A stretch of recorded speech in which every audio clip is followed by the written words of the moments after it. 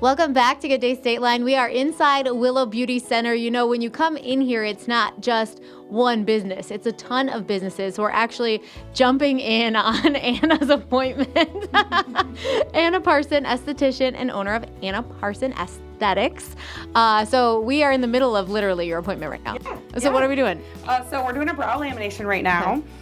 So that's a service that is for somebody who has medium to thick brows already, but just has a little, you know, wanting a little tweak here or there, might not necessarily need permanent makeup or isn't sure about permanent makeup yet. So it's a nice little stepping stone to that.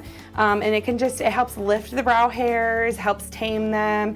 It actually breaks down the bonds of the hair so that you can kind of manipulate how that they are laying. Cool. So it just gives them that like really cool Instagram soap brow look if that's what you like. But you don't have to have that style. You know, a lot of people are like, oh my God, that's not for me. You don't have to do it that way. It can be used for a lot of other reasons too. If you're just trying to fill in a gap, or if you're trying to straighten out the hairs that are curly, you know, or if you have like colics, you know, from sleeping on them, little wild brow hairs. So yeah, it's a really cool service. So Nora's here. I told her I might ask her a question. Have you done this before? I have not. This is my first time. You were like, let's do it for the first time on camera. Yeah, I've always been very nervous about doing anything with my brows, so I trust Anna. And yeah. What made you like want to do something? Well, my mom gets her brows done by Anna, and they always come out really amazing. And like I said, I've been really nervous to do anything, so I'm just starting off with a lamination, and then I'm going to take it from there. I love it. So what else do you do besides this lamination? So I do brow threading, tinting, and then I do the permanent makeup. So I do microblading, pixel shading, which is similar to a powder brow, but instead of using a machine, you're using a hand tool, so it's a little less abrasive, and it gives it really like a soft, fluffy look versus that harsh, like filled in look. So I do that, and then I also do lip blushing.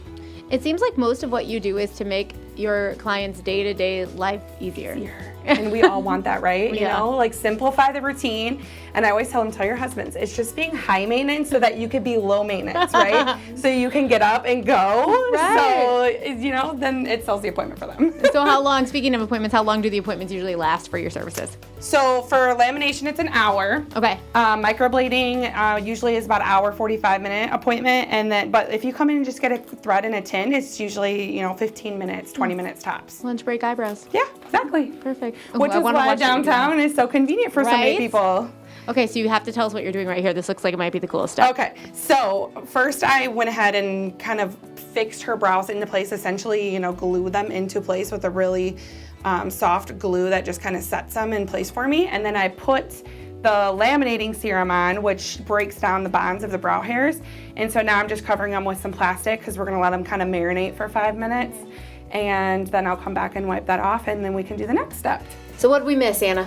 So I went ahead and put on the neutralizing serum, which builds the bonds back up in the brow so that it kind of locks them into place. Okay.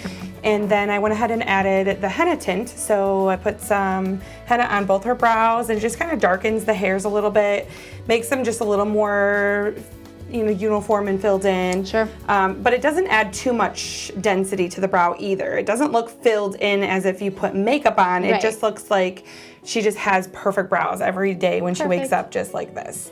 So I went ahead and wiped that off, and now we're gonna thread her and just clean up a little bit of her out of place hairs, and then she's done. And you said this part doesn't take very long. Nope, threading is super quick, so if you guys wanna come along for the ride. I wanna see this.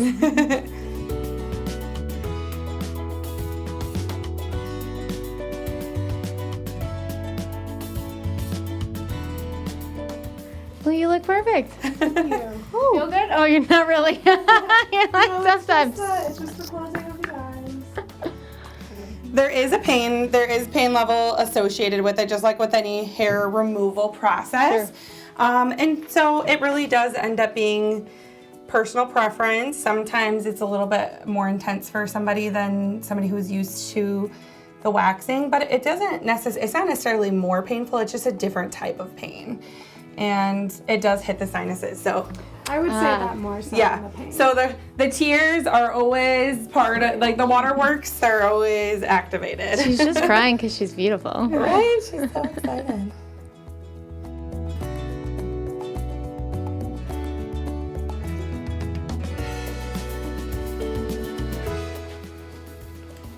wow. Oh, wow. They look so full. I did not expect that. Wow. Those are your brows, babe. Yay, thank you so You're much. I'm welcome. so happy. I have no comment. It's all the comments were just made. And there you have low maintenance brows. Yay! I woke up like this. I never have no comment. Before my nieces went back to school, I had to take them on a pretty fun field trip to the Wonder Museum in Chicago, and we're going to take you with us next and give you the chance to take your family too. But before we get to that, we have to name our fan of the week. This week we asked you on Facebook, what's your favorite Pixar movie? Our winner is Michael Miller. He said his favorite is Toy Story. He wins a GDS swag bag packed with goodies, and you have a chance to win next week. Just follow us on Facebook for details. We'll be right back. The preceding segment was sponsored by Willow Beauty Center.